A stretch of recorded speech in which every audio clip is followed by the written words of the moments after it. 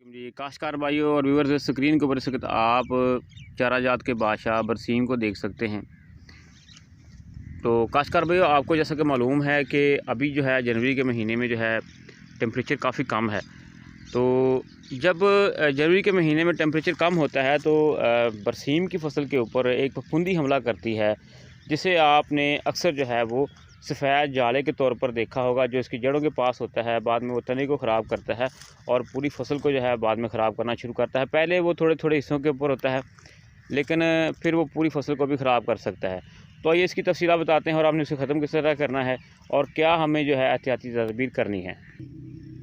तो काश्तकार भाइयों, ये देखें स्क्रीन के ऊपर इस वक्त आप बरसीम के जो पौधे हैं उनकी जड़ों के पास जो है वो सफ़ेद रंग का जो है वो जाला टाइप देख सकते हैं। तो ये है जी वो वाइट मोल्ड फफूंदी। इसकी वजह से ये बीमारी जो है वो फैलती है और आहिस्ता आहिस्ता जो है वो पूरे खेत में जो है फैलनी शुरू हो जाती है।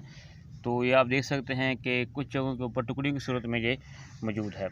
तो ये नमी जो है वो ज़्यादा होने की वजह से टेम्परेचर जो है वो 10 सेंटीग्रेड से कम होने की सूरत पे जो है वो ये बीमारी जो है वो बरसीम को लगती है।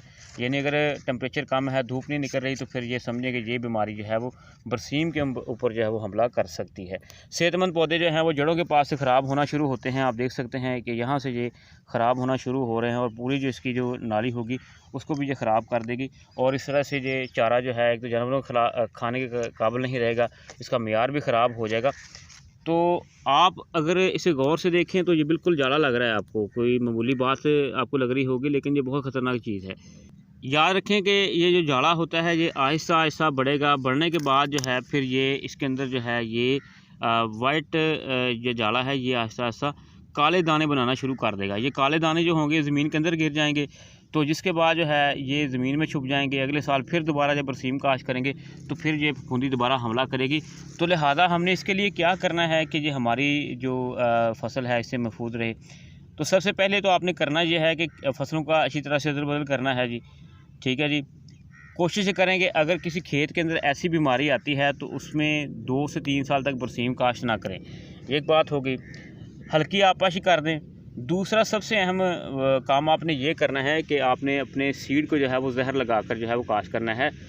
और एक सबसे अहम काम जो है कि जैसे ही ये बीमारी ज़ाहिर होती है आपने इसकी कटाई करनी है। कटाई करने के फ़ौरन बाद जो है आपने जो है वो टॉप्सनम यानी जो थायोफोनेट मिथाइल है, ये आपने 2 ग्राम फ़ी लीटर पानी में डालकर इसके ऊपर जो है वो स्प्रे करनी है।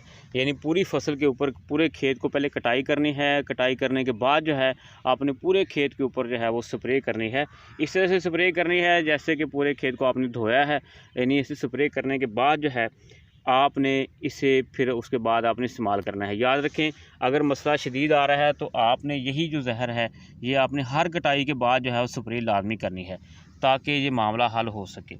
तो बीमारी के ख़ात्मे के लिए, फफूंदी के ख़ात्मे के लिए, वाइल्ड मोल्ड के ख़ात्मे के लिए और इसके गलाव के ख़ात्मे के लिए आपने जो है वो आपको बताया गया है कि टॉप्सनम जहर जो है यानी जिसके अंदर थायोफोनेट मिथाइल होता है, वो आपने 2 ग्राम फ़ी लीटर पानी के अंदर जो है वो आपने इसे मिक्स करके जो है खेत के ऊपर जो है वो स्प्रे करनी है। लेकिन याद रखना है कि पहले आपने कटाई कर लेनी है। ये नहीं है कि बड़े हुए जो बरसीम के ऊपर आपने जो है वो स्प्रे करनी है। कटाई करने के बाद आपने स्प्रे करनी है। तो उम्मीद करेंगे आपको आज की वीडियो समझ आ गई होगी कि ये जो जाला है ये आम चीज़ नहीं है, ख़तरनाक चीज़ है जानवरों के लिए भी और हमारी इस फसल के लिए भी।